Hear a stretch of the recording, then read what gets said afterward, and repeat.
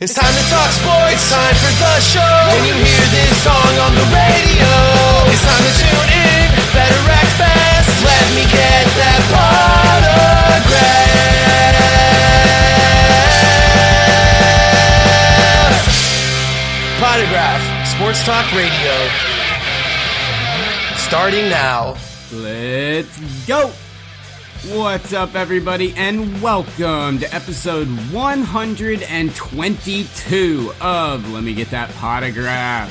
As always, my name is Drew, or the DH, and we have an awesome show for you guys today. Thanks again, everyone, for joining us for our special that we had with Dan from Collectible. Was really awesome and really fun to take a look at the fractional share market. But kind of leaning into that, we've got another special guest today who's doing another type of innovative technology, new technology in the hobby. And that is CEO of Loupe, Eric Doty, will be joining the show just a little bit later on today. So really looking forward to talking to him as he's taking breaking, which is obviously, as everyone knows, one of the biggest things in the hobby, and bucking the normal trend of how everything's going. And it's a very interesting concept. So really looking forward to talking to him a little bit later on. But a lot of stuff to get into, but we're going to dive right into what really was the news of the week. And that, of course, that Target all of a sudden, out of nowhere, threw up some signs announcing that now, so it's officially, the date has passed on the 14th of May, was the last day that they were going to be selling cards in store, and that all transactions were moving online. Now, some reports have come out and said Walmart is doing this too. However, I've spoken to certain Walmarts, at least in our area, and called, and at this time, they're not pulling anything and moving it online. However, a lot more of it, they said, will be online. Now, as soon as this news came out, a ton of people rejoiced. Everyone that has a problem with people that buy up all this stock and resell it, the flippers, everyone that has a massive problem with this, which I personally don't care. It sucks that I can't get stuff for Jude at Walmart when I want to, or when I want to grab some stuff, but I'll buy it on the secondary market. I don't care. But a lot of people do. A lot of people had a major problem with it, and they got real excited because they thought, yes, now this is going to stop the flippers, and we're going to be able to finally get product. Haha, the flip game is over. Guys, that's completely wrong. If anything, this is going to make box prices probably go up, and probably go up significantly, because now you're putting this stuff not in the hands of Panini and not in the hands of Topps and Leaf and everybody, but you're putting it in the hands of Walmart and Target's websites, which have no protection against bots, have nothing. I mean, it's just a straight up sale. They'll throw it on the website. When it's on there, you have a chance to get it. I hate to tell you, there are massive bots and massive bot groups that have bots set running, monitoring these sites, and already there's been one, KA, which is one of these massive bot groups that hang out in Discord. You can pay a fee and become a member and have access to these exclusive drops. Well, Prism popped up on Walmart, 318 orders of 12 each, 158 of the orders stuck. That's 1,896 boxes by one member of that little bot community. These bots are going to take over the retail aspect of the hobby until Panini and Topps are able to negotiate and renegotiate these contracts and get them out of their hands. The only way this changes is if Panini and Topps can start selling retail from their site. That way they can do something similar to Top Shot, a raffle system, something along those lines where you can protect yourself against bots. That's really how it needs to be done, is through if you're going to sell it online, and the only way to protect against bots is to do the raffle system, and then hopefully you get chosen. But to think that just because they're throwing it online, you're automatically going to have a chance to get all of this stuff that you couldn't get before is absolutely crazy. These bots are going to scoop it up like crazy, and a sole group of people, a couple of groups are cornering the entire market now. So they're going to be the ones dictating these prices, in addition to Blowout and DNA Card World, which are the ones that are dictating these insanely high hobby box prices. It's not Panini and Topps.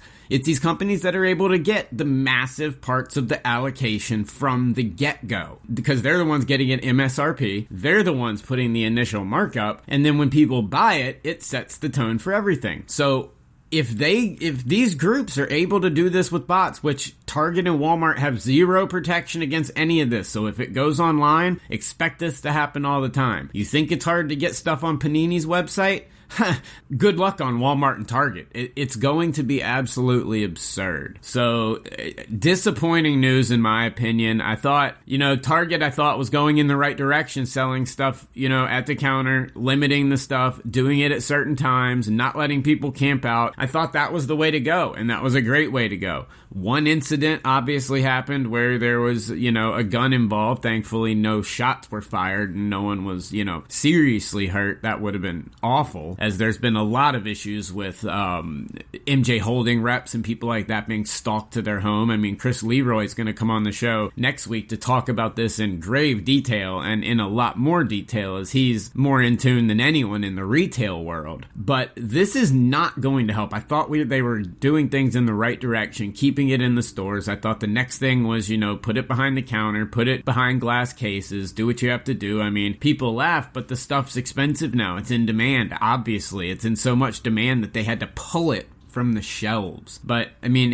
it shows you the fervor that's going on in this hobby right now, and how strong this hobby is. Sadly, that's how people are choosing to show it, and because of the actions of a lot of people and the people that had to camp out and all of that stuff for weeks, for months at a time, the people that were camping out a day early, pissing Target off. I mean, enough was enough. They just decided, we're going to quit. And Walmart, I assume, is going to follow suit soon, even though at least here they have not formally announced anything as of yet. But incredibly disappointed that this stuff is pulled from the shelves, because now not only will you not be able to get any if somebody was nice enough to leave a couple, like this week someone left 5 packs of Battle Styles Pokemon. Jude was able to get them, because we just randomly walked in one day, and hey, we always look at the empty shelves for supplies, because that's like gold to me, and a lot of people seem to overlook those.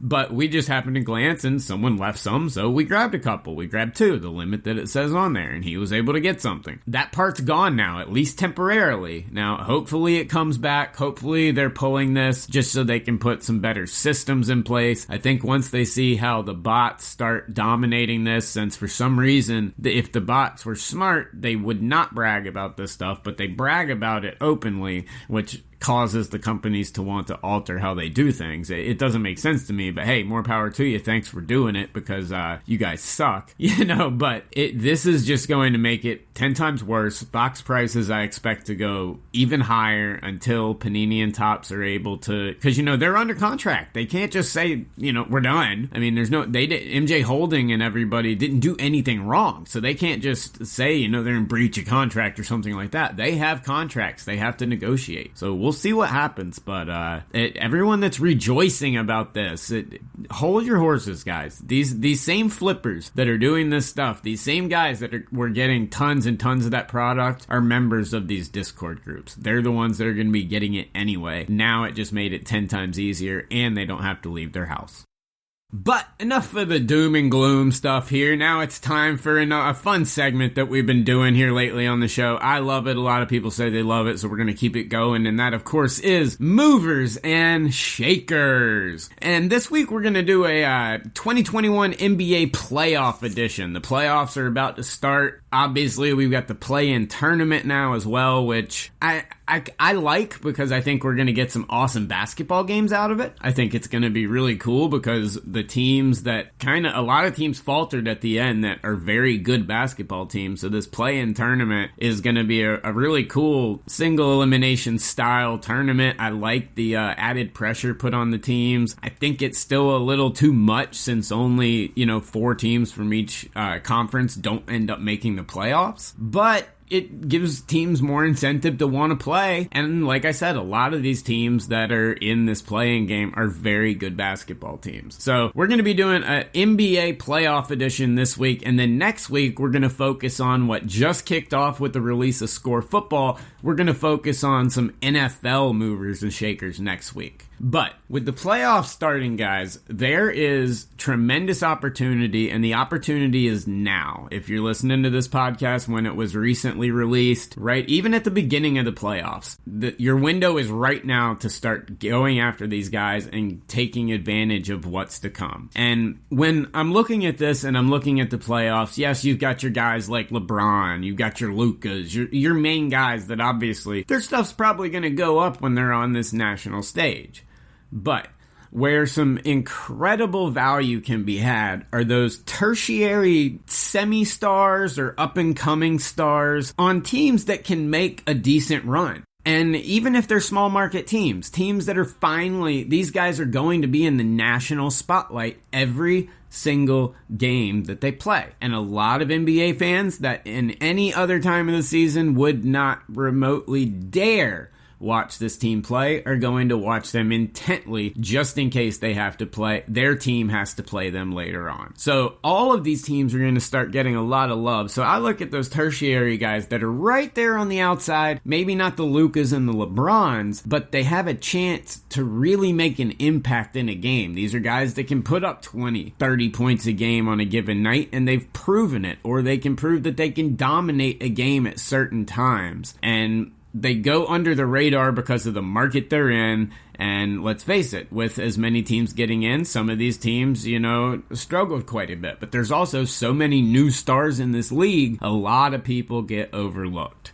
So, with that being said, my first group of guys, they're all on the same team, and that is Cam Reddish, DeAndre Hunter, and Trae Young. And Trae Young, yes, I mean, he's already, a lot higher than both of these other guys, but not really that much higher than Cam Reddish and DeAndre Hunter. Trae Young, I think, is a great buy right now because people are going to watch him put up insane numbers in the spotlight, and this Hawks team is very good. The city of Atlanta could care less about the Hawks, but collectors, I think, are going to see this team put up some scary numbers and be able to do some amazing things. And Reddish and Hunter, insanely undervalued. DeAndre Hunter, so undervalued. Cam Reddish, too. But Trae Young, I think he's almost criminally undervalued at this point, looking at where some of his stuff is compared to other players. And I think it comes from the fact that Hawks don't have a massive diehard collecting base that's collecting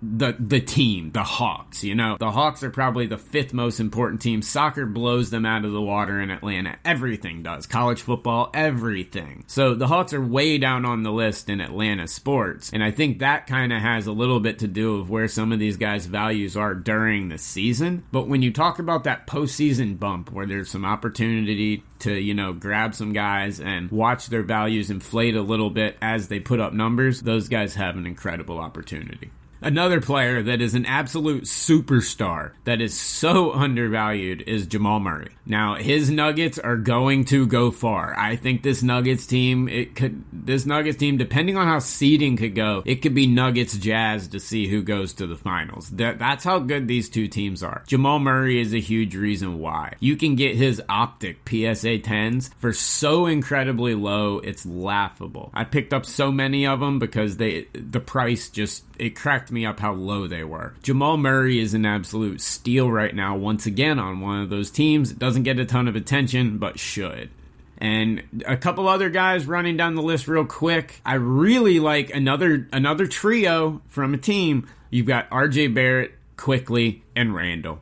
The Knicks, I can't believe it. A team that could never develop young talent is developing young talent now. Well, I mean, I think they just drafted great players, but RJ Barrett has finally gotten comfortable. If you watch tape of him now compared to last year, it's a completely different player. The kid looks comfortable. He looks like he's controlling the game instead of trying to figure out the game.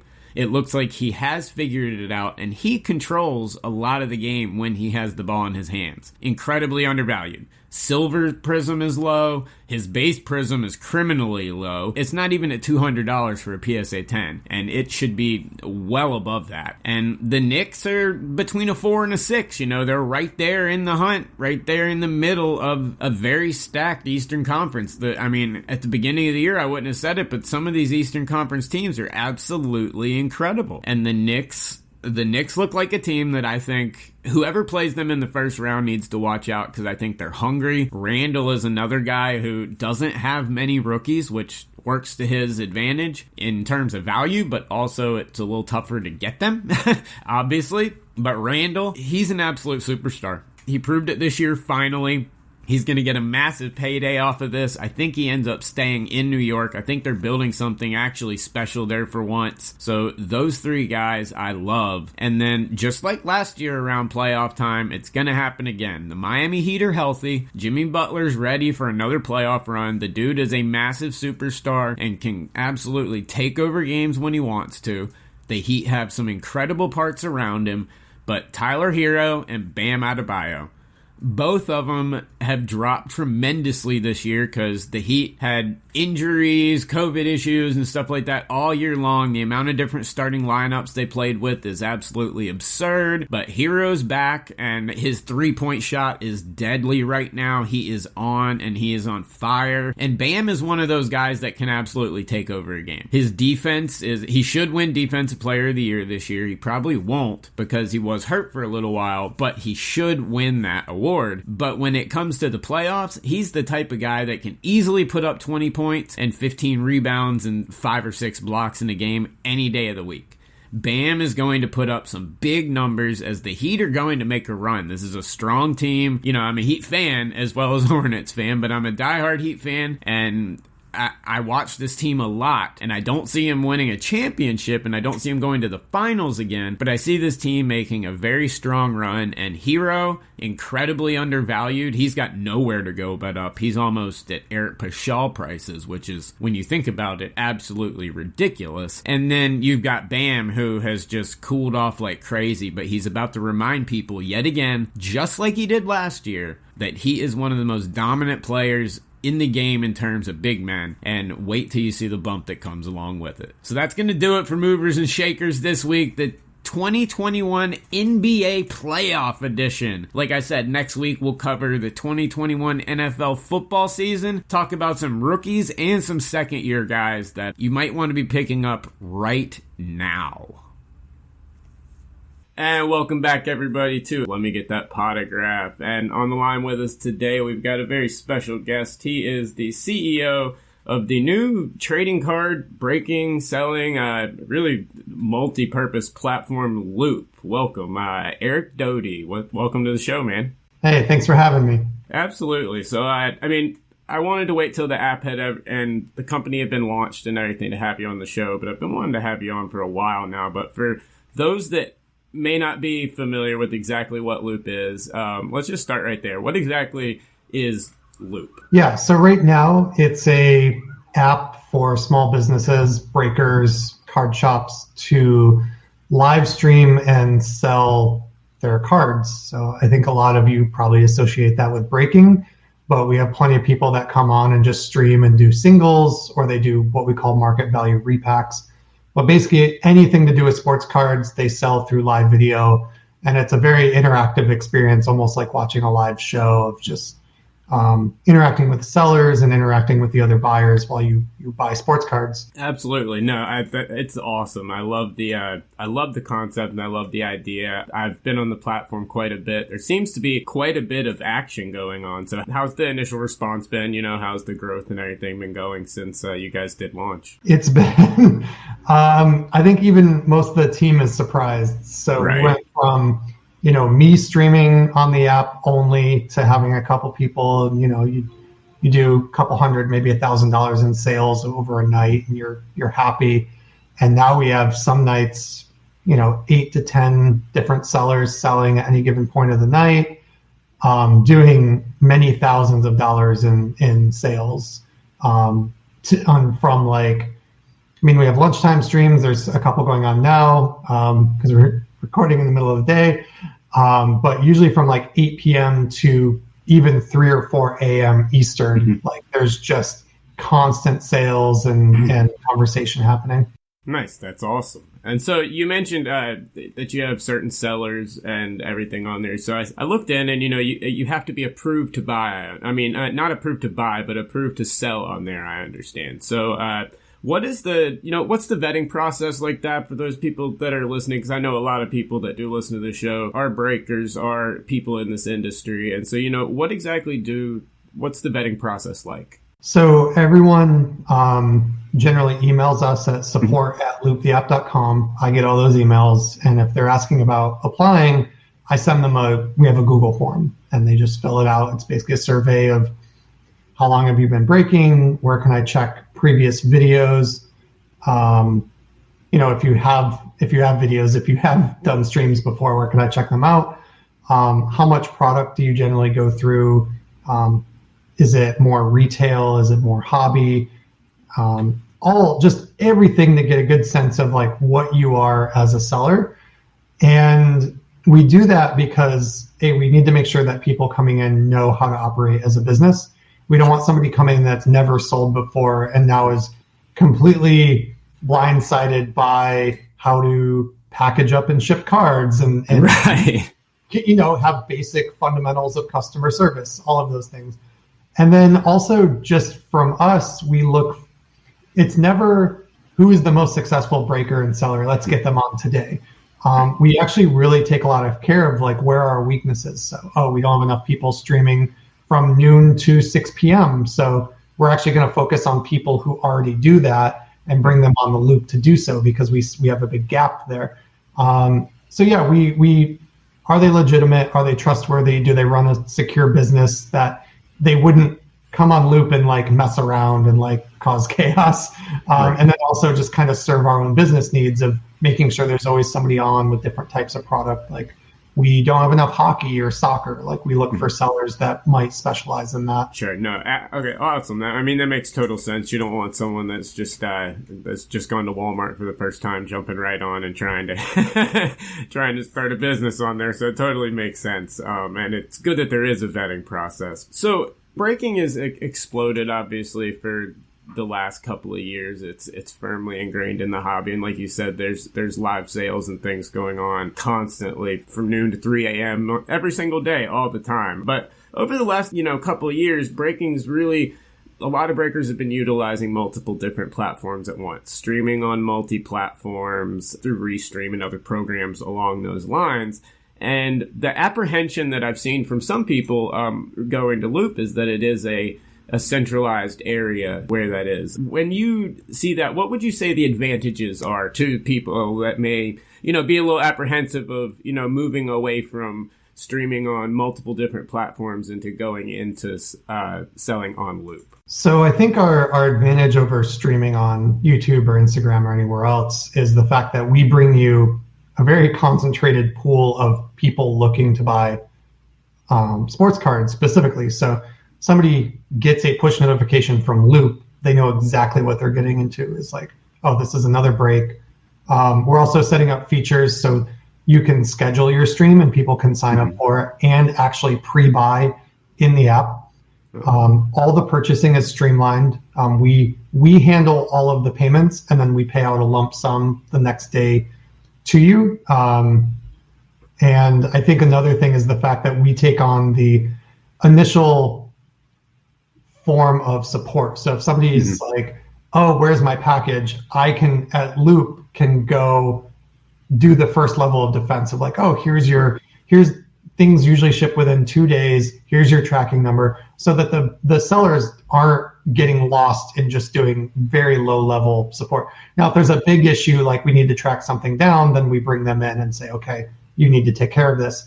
Also, protection of like chargebacks, all of that, we take on that risk on their behalf. So we can really just focus on selling and packing and shipping and not all of the administrative stuff that comes along with it. And on the flip side, for the buyers, we kind of offer protection there too, because you already covered, we vet all the sellers. So you're not buying from just some random scammer or there's no risk there. Absolutely. And that makes sense. So with the payments and everything, I know a lot of people are going to be curious. I love the idea of you guys handling the payment system and the way you guys have structured that. But what are the fees like for sellers and everyone that wants to partake in Loupe? Yeah. So we don't currently publicly say our fees yet. Sure. It is low. It's less than half of eBay. Right.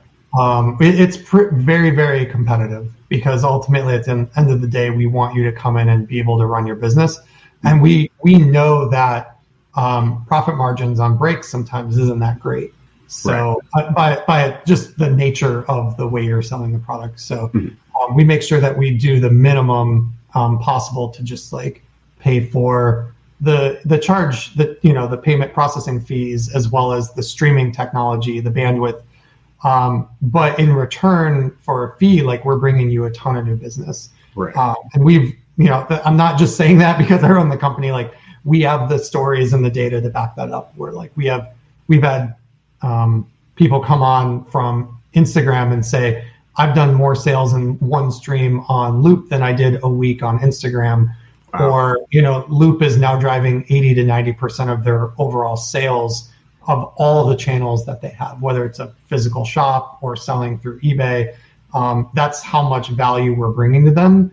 So they're, we've never had a complaint about our fees at all. I think they're very fair. No, that's awesome. So, obviously Loupe is in the early stages and you guys are building out and everything, but where do you envision Loupe going? Where do you see this as a platform? Because to me, I see so much that can come from this. So where do you kind of see this going? Yeah, so we're kind of building, at least the near future, kind of in three phases. Phase one is just all of the expected things you would want to see from a braking app, which is additional things like streamlining the shipping process for sellers, video review of brakes, all the basic things. We're almost done with what we call phase one.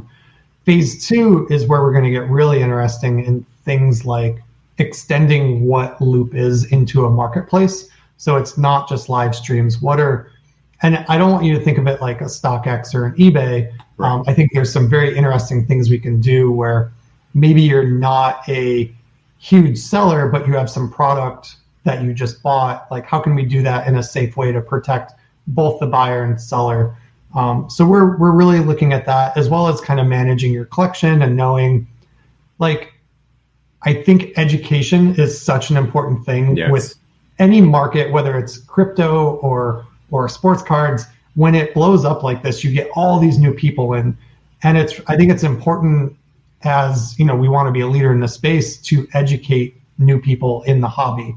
So it's going to be really important, is making sure they understand the difference between products, what they should be looking for, what are they buying, if you are buying it with the intention to flip it for a profit, like you need to know more about. You can't just like buy literally anything and go, oh, I'm going to 10x my return. So I think education will be super key as well. Nice. Well, I'm looking forward to seeing where it comes from. So, to kind of roll it back to the beginning a little bit here. When did you come up with the idea for Loupe? When was this all crafted? And, I recognize your name from being involved in the hobby for quite some time prior to Loupe being in this. So I know you are a collector and everything. But, what kind of inspired you to develop this to begin with? So I started to get the super short version is I started to get back in the brakes and started buying on Instagram streams. And it was, from a new user perspective, it was such a pain of like, right. How much is that product? Oh, I have to go to PayPal to pay you what email. I have to come back to the stream and tell you that I did it and what I want. And there's just all this back and forth that you would never have in any other transaction. But it was the nature of people just trying to figure out a way to do it on Instagram and YouTube. So I went, this was late 2019, early 2020, where I went, okay, there's something here. My background in video games and live streaming can bring a unique perspective. I'm going to pursue this. So I left my full-time head of product job at a startup in January, February of 2020, started Loupe in March.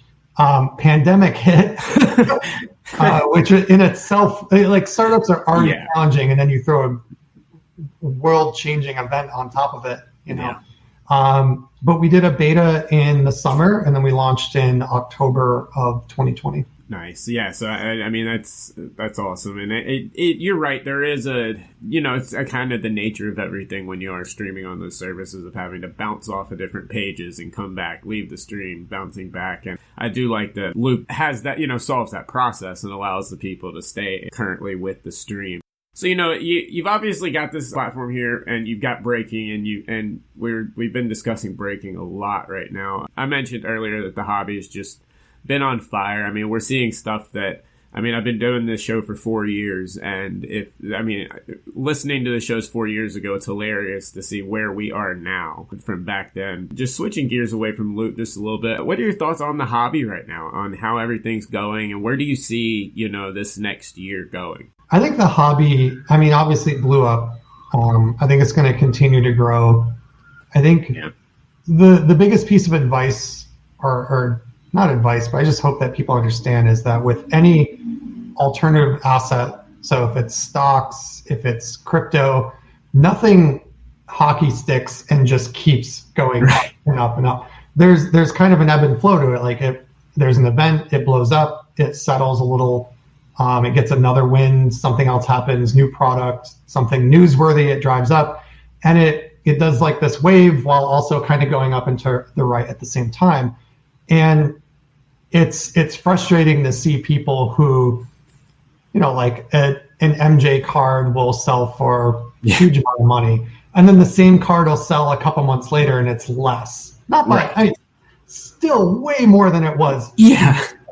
But it's less than it was 2 months ago, and it's like, oh, the world's on fire, cards are imploding. It's like, no, like you got to give it time. Also, there was like the whole Last Dance, like that obviously pushed MJ cards up on like their own little microverse within the hobby. So, I think for me, I'm very bullish on it. I think it's going to keep going up, but I think I wanted to be clear, like there are going to be those natural ebb and flows because people do treat it as an alternative asset now. Oh yeah, no, absolutely. It's a genuine asset class. I liken it to fine art. I think it absolutely is the fine art of our generation, and I think it's growing more into that. And that's something we actually talked about on the show this week and last week was you see those sales, and the end of the world stuff from people cracks me up all the time because it's just you can always find some sale to back up any kind of claim out there, but I think the hobby is going to be doing absolutely incredible. But so we're getting close here now to a bunch of major shows and everything, kind of the heart of the hobby season when a lot of stuff really kicks into gear. You guys have a plan on being out at any of the big events or anything like that coming up? Yeah, so if the National is still going on in July, we'll be there. We have a ton of plans, some community events, some partnerships where, if not announced by the National, will be announced at the National. We already have really good relationships with like PSA, Beckett, some of the distributors. So you can expect to hear a lot from us. I'm actually missing, there's a huge, I think it's called Courtside. There's a huge Miami card show happening in a couple days, and I haven't got my second shot yet, my COVID vaccine. So it pains me that I'm going to miss it. But the next one they do, we're going to go big. We're gonna have a huge presence there. Nice. You going to make it down to the Dallas show at all?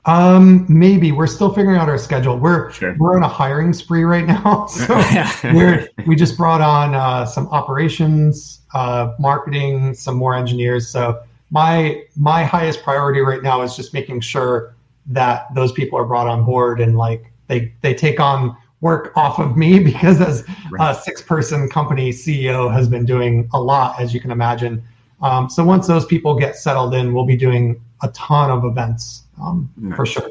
Awesome. Well, if you do make it out to Dallas, we definitely need to hook up. I know we'll be down there doing a bunch of our shows. So before I wrap everything up, man, for anyone that wants to check out Loupe or that wants to reach out about possibly becoming a seller and everything, how can they get in touch with you, follow you on socials and everything? I know you're very active on Twitter. Probably too much. So it is LOUPE. So that's LOUPE, Loupe. All of our social accounts are Loupe the app, Twitter, Instagram, Facebook, everywhere. And our website is loupetheapp.com. And obviously, if you just go to iOS and Android and type in Loupe, the app should be like the top result. So yeah, we do streams every day. We have 20 plus streamers, most of them pretty regular, during lunch. And then obviously at night, it really, really goes off between like 8 and 3 a.m. Eastern. Yeah. So check us out. You can always shoot us an email at support@loupetheapp.com. Those go directly to me right now. So happy to answer any questions. Yeah, it's been great. I couldn't ask for a better 6 months. And it's only going to get bigger from here. So I think one of the most rewarding parts is just like meeting all these people in the hobby who I otherwise probably wouldn't. Right. Like all these little subsections of the hobby of like, I would have never probably interacted with hockey card fans. And now I'm like deep in it and becoming a collector. So it's been really fun. Awesome. Well, Eric, thanks so much for joining the show. I know you're a busy man. I'll let you get back to everything else I know that's on your plate today. But good luck with the app and hope to talk to you soon. All right. Thanks so much. Talk to you later. And once again, I'd like to thank Loupe CEO Eric Doty for joining the show. You know, I like these platforms. I really appreciate him coming on, and I wanted to let his platform grow a little while before I had him on, as I spoke with him and his management and everything a couple of months ago to set this interview up. But I wanted to kind of to see how this took off, because I was a little curious to see how this worked, because, you know, the multi-platform aspect, the restream aspect, being able to, you know, customize your look, have that professional feel and everything to it, is something that breakers have spent a long time perfecting, and something that, you know, it's a nice style, and it's something we're all used to seeing. And so seeing companies like Loupe and another company that does a great job of this is Whatnot, but to see these companies jump in and start to, you know, take breaking and put it into a single platform where everybody goes to, almost like social media for breaking. I mean, I really like the idea, because you can scan across multiple different break groups like you could if you were on Facebook, but you can jump right in, and without having to leave, without having to search PayPal's or for Cash Apps or Venmos and figure all this stuff out. Instead of having to deal with all that, you just click a button and you're able to buy stuff. And I mean, I think that works well for the user experience as well as for the seller, because they don't have to worry about people coming back, not coming back, missing a break. All of those type of logistics are knocked out of the way. So I like that aspect of it. I'm curious to see how the overall breaking community takes that, though, because they've spent so long cultivating that following, whether it be on YouTube, on Twitch, on Twitter, on Instagram, wherever it may be. They've spent a long time cultivating those audiences on those multi-platform areas, and it's proven to be a successful model. However, what I will say is that I am very active, at least watching, on Loupe and on Whatnot. Whatnot probably a little more than Loupe, because Whatnot's a little busier at this time, even though AJ Dillon's now on Loupe, and there was an awesome moment in his very first stream. He pulled an autograph card of himself out of Select, and so on camera he peeled the sticker off, hard signed it, and then signed it again on the jersey. It was really cool, you know, and so it's neat to be able to see things like that happen. But I've been watching these streams, and there's a lot of action on them.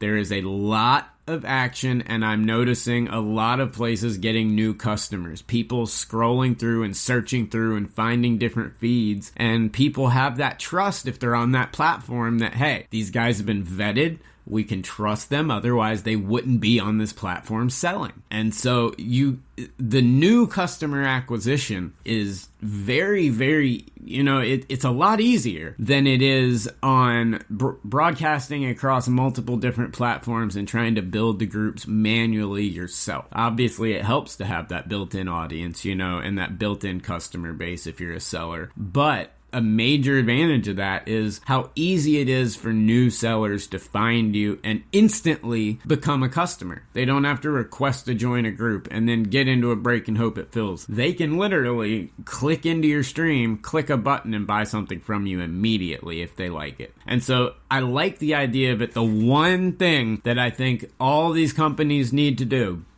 is they have to come out with a desktop application for sellers. Right now, it's only through phone, whether it be Loupe or whatnot. Not only does it restrict the visual aspect and the creativity of the breaker, but it restricts how much you can see. And they've got to create some type of platform where you can integrate OBS or something and integrate, overlays where sellers can customize everything. And the Loupe and the Whatnot app, the way they're structured and the way their layout is on the screen, it can easily fit over an overlay and people can build the overlays around the layout that you have. But they've got to get some type of desktop application so breakers and sellers that are on that platform, because sometimes it'll just be a sale where you can get I got some insane deals on some slabs on Whatnot the other day, just randomly from a random person, an incredible deal that I just stumbled upon while I was just checking it out. And it was actually my first purchase on there. And so there's